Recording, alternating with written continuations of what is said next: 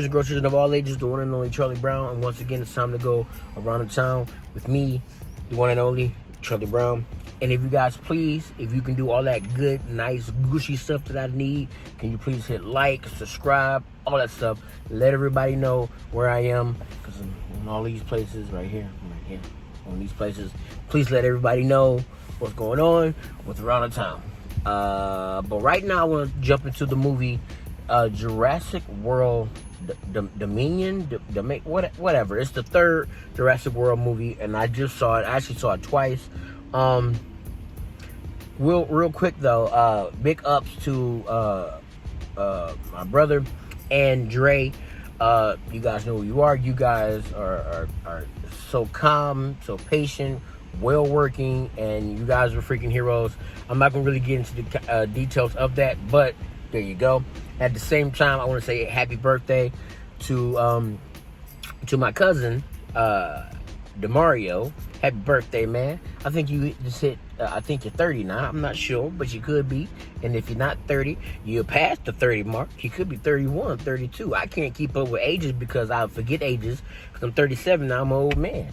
I am. I got gray in my beard. Look at that. Gray. It's gray. Gray all up in there. Mixed in with the darkness.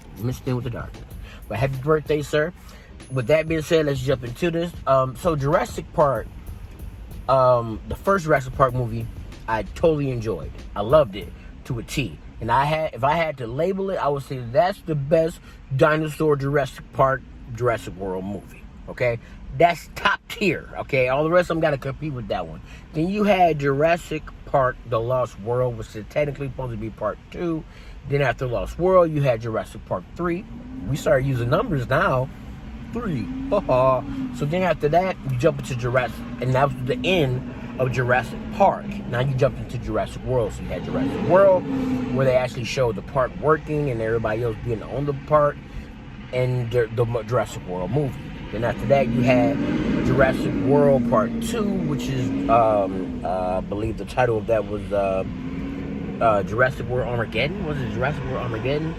That could be it. Was that it? No, it was Jurassic World Dumb Clones. No, it was Jurassic World Stupid Movie. No, that wasn't it. What was the name of that movie? Oh, Fallen Kingdom. So after that one, you have this Jurassic World that we currently have now. So this one takes place, it opens up telling you how dinosaurs are basically integrated into our world, what we're going to do with the dinosaurs after the fallout from the last movie. Now, in the second movie, Jurassic World Stupid Clone, and that one, all the dinosaurs were released, and it was just really stupid. Like, the whole movie was stupid. Like, from start to finish, is stupid. Stupid. The worst movie in the entire series. All of them, like worse than all of them, like the part 3 and part 2, which was the Lost, stupid. Okay, so after that, when the little girl released all of them or whatever, so now it takes place where you have Owen and Claire basically taking care of the little clone girl. Now it's like 6 years later, little clone girl is a teenager, her hormones are going all over the place. She don't want to be at home with them. They're not her real parents. You know how that goes. So now Blue is just chilling, just in the same area where they are, conveniently. Also, they have a little problem going on at the time, because you would think that in the Jurassic World movie, the big problem would be people doing things with dinosaurs, and these dinosaurs being deadly and terrible. Or maybe they're going to create a new Dominosaurus or a new T-Rex, Super T-Rex or whatever, right? No. The plot to this movie is that they're locusts. They're prehistoric locusts that are about this big. They're flying around, eating up all the food, and they're threatening to basically cause a famine across the entire planet. And then you find out that the one guy who created it, that guy, it doesn't eat his seed, but he's actually the one that created these giant locusts, and they don't know where these locusts came from. So the three returning members from the first, from the original Jurassic Park series, they're coming back, and they came back into the movie so that they can try to figure out what's going on. and they're trying to figure out this whole plot and everything else. So the movie is take place. It's like 3 different movies. Okay, so you have the first movie where they're pretty much trying to set up the current movie that we have. Okay, then you have the middle of it where the movie becomes like a James Bond, Mission Impossible style movie. Because literally in the middle of the movie, you have like Velociraptors literally doing parkour. There's even a scene where they're busting through doors like, here's Johnny. So that all that takes place because they have characters that come back from other parts of like Jurassic World and stuff like that. But the main thing that I at first I was like, it was a good movie compared to Jurassic World 1 and Jurassic World 2. Okay. And if I had to place it, I would say that it would go up underneath Jurassic Park. So it would be Jurassic Park, then Jurassic World Part 3. And it's only because of the third act of the movie, it got exciting. It got really exciting. I was like, oh, I'm interested now. Let's see how this is going to end. I was really looking forward to seeing the conclusion of it. But it gets crazy. It gets crazy. Okay, so there's a couple points that are in the third act where I'm like, okay, all right. So apparently the one lady who was in the original Jurassic World series, her kids are all grown now, and then she's back with Alan from the original series now. And Alan, he's basically doing the same thing he's been doing in the first 2 movies. And I'm part of the first series. So now she's divorced, and he's like, oh, are you back here to hang out with me or whatever? And she's like, you know, I need your help. So he comes on to help her. So they're a team. But then they got called to the island. Well, not an island. It's like a sanctuary for the dinosaurs. And they got called in by Malcolm, which is our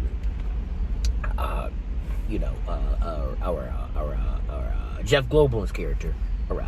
So Jeff Goldblum's character pretty much calls them in and tries to explain to them what's going on. And then they go down there to try to get a sample of the giant locusts that are flying around everywhere. So they try to get a sample of that so that they can take it back, so they can prove that bison, that's right, you heard the name, bison, that bison is the reason why all this stuff is happening. But even with that going on, you have them kidnapping Blue's offspring, a boy or a girl, whatever. Oh, I forgot to tell you that. Blue was able to reproduce on her own. Just let that shit go. So she reproduces on her own. These poachers come in and they kidnap Blue's child. Then they kidnap the little clone girl. So now Owen and Claire have to go back and get them. So there's 2 different plots going on. They got we're gonna rescue Blue's offspring and the clone little girl, and over here we're gonna stop what's going on with the locusts. So then eventually in the movie they come together, and when they all come together, it's by coincidence. Everything in this movie is just like, well, that was just by chance. It's like they took the whole idea of plot armor to a whole new level. Because at the end of the movie, when we were walking out of the theater, I remember saying to myself, there's a lot of people that survived in this movie that was a part of the main cast. Matter of fact, the entire main cast survived. I'm like, there wasn't that many deaths in this movie. Like, they held back on the deaths. I wanted to see some people die, kill some people off, okay? But don't get me wrong, the third act was good. The third act was good. This is an entirely good third act movie, to the point that it got so ridiculous that it was funny and good. Kind of like watching the movie Crank. They literally beat the shit out of a super T-Rex. I don't even know how to explain this correctly. They first, Jeff Goldblum's character starts waving a fire, which this super T-Rex is bigger than the regular T-Rex. He's waving a flame, and then the T-Rex looks at him like, "Rawr, I'm gonna eat you." Rawr. I don't know why I'm having him sound like he's some type of like old school pirate. Rawr. I don't think the pirates sound like that.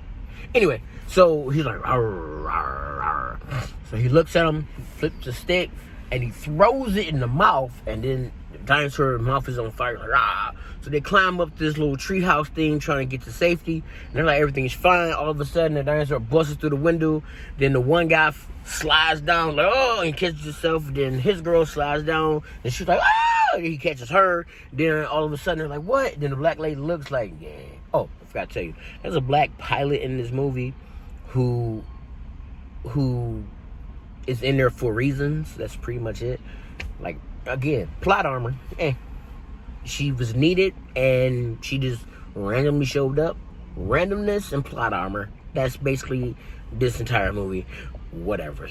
So she goes and she picks up a big gun and she shoots in the eye of the Super T-Rex. The Super T-Rex is like, oh, my eye, you got me in the eye, you bitch, you got me in the eye. So then, after that happens, Owen takes out a knife and, like, Crocodile Dundee, and he's literally shanking a dinosaur. I'm like, okay, that's crazy. So then another person grabs like this thing, and they're tasing the eyeball of a T-Rex. I'm like, oh, so they're just beating the shit out of a dinosaur. Okay, I'm on board. Let's keep going. But before that even happened, if you guys remember from the first Jurassic Park movie, when the one guy was trying to take and steal the DNA, and he got lost, and Newman from Seinfeld, he was trying his best to get out, and then the dinosaur that came did like that, and then spits the tar into his eyeballs, and he can't open them, and then it eats him. That dinosaur shows back up again, right? And when the dinosaur shows back up again in Jurassic World, the character Claire is about to get murked. All of a sudden, I can't make this up. I cannot make this up. Owen shows up, and he chokes the dinosaur like this. Right? He's like, yeah, you little mother, you messing with my girl. I'm going to tell you something right now. He choked the dinosaur. Let me tell you something right now. You don't know who you messing with. You don't know who you... I'm about to tell you. Then the black lady comes up again, conveniently, and she tases the back of the dinosaur. And then he lets go of the dinosaur like, yeah, now get out of here. Go and get. He said, go and get to the dinosaur. Hold on. Why we on the subject of talking about this character, talking about the Owen character, the raptor trainer. Apparently he's a Jedi. Okay, so he does this thing in all the movies where he goes like this with his hands, right? Like that. And it like calms down the dinosaurs, and they just look at him. They do it earlier in the movie. He literally like hog ties a fucking dinosaur, and then they're just like, yeah, calm down. You don't want to mess with these Jedis. He's a dinosaur Jedi on Earth. That's the best way of explaining it. And then, so much so that the little girl who's the clone, she does the same thing to Blue's offspring. She goes, hey, eyes on me. And the dinosaur's like, what? What? I can't. Okay, all right. So after he chokes the dinosaur, they fight the one dinosaur, whatever. They finally make their way through. They figure out that that the evil rich dude, it's always the rich white dude. The evil rich white dude is the reason why all this is happening and stuff. But it really doesn't make sense, because it's like, all right, so you wanted people to buy your seed. So you're going to wipe out all these other seeds to get people to buy only your seeds. But in the process of doing that, you're willing to cause a famine, which you don't know, like when you cause a famine, when you eat up all that food and grain, which that then means that animals that feed on that, they can't feed on it. And then the human beings that use that grain to eat, and we eat those animals. So if the animals die off, we don't have that food. And then if you kill off the grain, we don't have that food to eat as well. So you're going to cause all this and to get people to buy your seed. But then it doesn't make sense, because even if they buy your seed, they need time to grow the seed. So what was the purpose of creating? So you took the time out to create these giant locusts so that the locusts can then fly and eat the seed. It doesn't make sense, but it's so ridiculous that it captures you and pulls you in. It's kind of like when you see like people on the side like driving slow and they see a car accident and they're just like, That seemed crazy. There's a car accident right there. I should just be driving past, but I am so intrigued. I need to see. Look at that. Oh, everybody's okay. I wonder what happened, though. As I drive by very creepily, watching like a stalker. That's pretty much how it is watching this movie. You feel like a creepy stalker watching this movie. Because there's stuff that happens in the movie that is just so freaking ridiculous that you're just like, well, you know what? Let me just take it. Let me just say this. Jurassic World Part 3 is like the equivalent of the Fast and Furious. So it's Fast and Furious with dinosaurs. That's basically it. Literally, they're shanking dinosaurs. They're shanking giant T-Rexes. I don't know how best else to describe that. Then the girl... Okay, so the girl is a clone, but she's not really a clone because she was born through regular birth, but the lady impregnated her. Basically like how God impregnated Mary. You know, it was like immaculate conception, basically. So basically, she's her own God. So she didn't have sex with nobody, but then she created a baby in herself. Okay, I'm not making this up. It's in the movie. So she has the baby, and she finds out that, oh, I'm not just a clone. I'm like, that's my mother. I'm like, okay, cool. So then she's born, and then the mother's like, well, I got this disease, and I don't want her to have this disease. So what I'm gonna do is I'm gonna take every gene in her body, and I'm going to fix it to where she does not have the same disease that I have. So the mom kept this a secret when she cloned herself, and then gave birth to a child that doesn't have any flaws. And when she gave birth to her, the research was just gone. There's people all over the world who have cancer and all these other diseases. And the thing that this guy was trying to do was create prehistoric locusts to get people to buy the grains when you have the technology and the skills to just literally get rid of cancer. Do you know how much money you can make off of getting rid of cancer? You can get rid of cancer. You can get rid of AIDS. You can get rid of all these diseases that ill people. You can get rid of autism. All this stuff. All this stuff. You can help people. You can literally help people. Mind, body, and soul. And you choose to make goddamn... You made prehistoric locusts. The movie is so ridiculous. That is good, because that's so stupid that I can actually picture somebody in real life being in control of like a pharmaceutical company that would do something ridiculous as that. Trust me, you've seen our government, you've seen how our facilities and how our pharmaceutical companies and stuff work. They're trash, and this movie is basically saying that we are trash as human beings. We're just trash. Woo! The dinosaurs that weren't supposed to be made in the first place, which brings me to the thing I thought about in the whole at the beginning, ever since the first Jurassic Park. So, the guy who created the dinosaurs, technically, since he created them, aren't those technically his property? Don't those belong to him? So if anybody steals those dinosaurs and then does other stuff with those dinosaurs, shouldn't they just give that stuff back to him? Shouldn't they be in trouble for that? Because that's theft, right? You literally stole someone else's property. And here's the thing. There were clones. The dinosaurs are made up from using like mosquito technology, like using this mosquito DNA from like mosquitoes and stuff, because mosquitoes went around and stuff like that. So that is the intellectual property. That is the property of the original owner, right? So what? Oh man. Okay, I'm not gonna keep doing this. I'm gonna sum this up like this. You know how my scale works? I got high pass, low pass, okay, high fail, and low fail. It's in between. It's right there at okay, because if you skim past The first part of the movie where they're setting everything up, and then you get to the middle part where it's Mission Impossible. If you're into that thing, if you're into the Mission Impossible type thing, Mission Impossible / Jason Bourne, and you know with parkour, dinosaurs doing parkour.